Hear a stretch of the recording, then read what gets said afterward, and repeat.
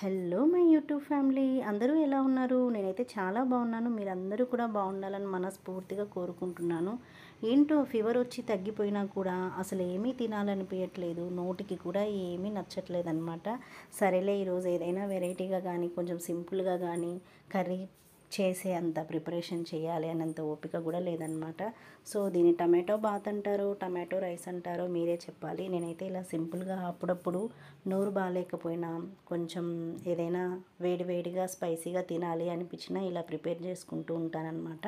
ఇక బిర్యానీ ఇంగ్రీడియంట్స్ అన్నీ వేసేసి 2 గ్లాసుల రైస్కి 4 గ్లాసుల వాటర్ అనేది యాడ్ చేసేసి రైస్ అయితే చేసేసాను.